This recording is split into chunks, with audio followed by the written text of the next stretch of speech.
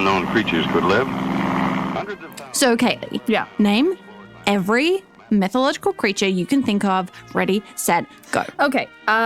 Unicorn, obviously. Sphinx, also. Mermaid. Classic. Hey, it's Kaylee. And Phoebe. Welcome to Gene Shorts.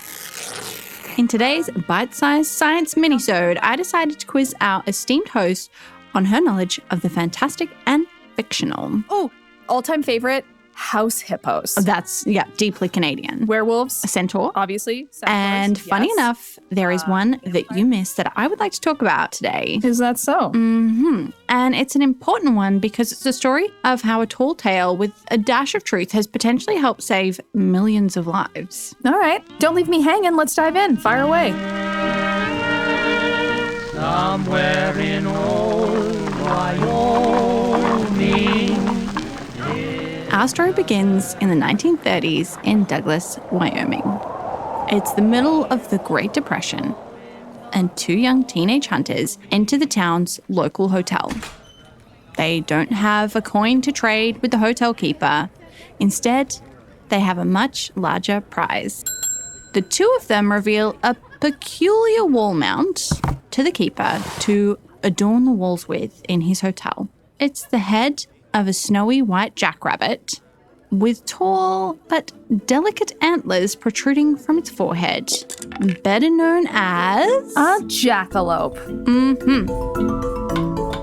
So the hotel keeper puts this jackalope head on his wall, and customers and passerbys would marvel at it as they came through the hotel. This creature became a sort of staple icon of North America's strange creatures. And over the years, its rarity captured global interest. You can actually buy pins and shirts, and their elusiveness has spun into further mystification of their origins. They are said to reproduce during lightning storms and harmonize with cowboys as they sing around a campfire. Why wouldn't you do those things? That sounds wonderful. So this is going to shock you, Kaylee. It's all a complete hoax. No, they didn't sing and have sex during lightning storms? The two teenagers from the beginning, in addition to them being excellent hunters, as they needed to be, they were actually really talented taxidermists. What they decided to do was take the body of a jackrabbit, antlers from a deer, and then they sort of stitched them together to create a sort of this fake species that didn't really exist in nature. So you could say they were being pretty crafty. Yeah, like maybe a little different to the types of crafts I normally do. You know, I'm a little boring with my knitting, although I might knit a jackalope sweater. Okay, so we have this majestic rabbit that with the antlers, and maybe it's not singing, but apparently it saves millions of lives. What is up with that? How's that happen? So the story of the jackalope might be fiction, but there's something about it that almost rings true. So rabbits don't have antlers, but sometimes it can look like they have horns, but they're not true horns. These are sort of horns formed by a virus, which seems a bit weird, but there's a virus called the papillomavirus, and when it infects rabbits, they can sort of get this growth that looks a little bit like a horn. And there was this American virologist called Richard Shope, and he spotted that the virus could make these rabbits grow, quote unquote, horns. And they were actually the first mammalian model of a virus-induced cancer.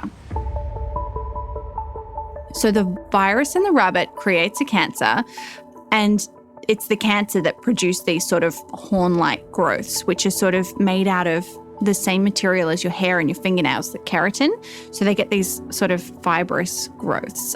But people didn't know that a virus could create a cancer until the 1930s. So this is a pretty interesting discovery, particularly given that the papillomavirus is common in other species, not just rabbits and the fictional jackalope, but it's also common in humans. Okay, so what we've really learned here today is that the big myth about the jackalope is that they had majestic antlers when in reality they had hideous horns. Is that what I'm taking away from this? Sure. Yeah, we could take it that way. There's something to be learned from those hideous horns though, right? Because the cancer is caused by a virus, it means that you can create a vaccine to combat it. Oh. And in humans, the papillomavirus, also known as human papillomavirus, can cause cervical cancer as well as other forms of cancer. In the early 2000s, in my homeland, Australia, researchers created a vaccine for HPV, human papillomavirus, and they rolled it out to be used around the world. And in a 2019 study of 66 million young people worldwide, the researchers were able to show that precancerous cervical lesions were reduced by 50% in people who had a cervix. So it's an incredible reduction of the amount of cervical cancer that was occurring in the population because of this vaccine that was created because of the jackalope, I guess. Wow. Thank you, rabbits. Mm-hmm. Well, thank you, Phoebe, for bringing another fascinating story to us. This one of the hopping kind. Mm-hmm. What a wonderful world of wacky discoveries we've got out there. Yeah, I love a mythical creature, particularly when there's something we can learn from them. Yeah, not so mythical. Mm-hmm. Just a little grosser. And we will at last know what they are. And then there will be no more skeptics.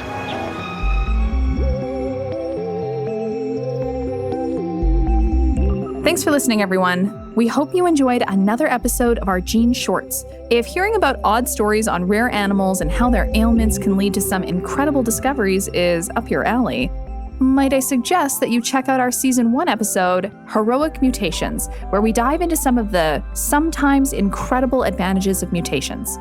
Until we speak with you next, catch you later.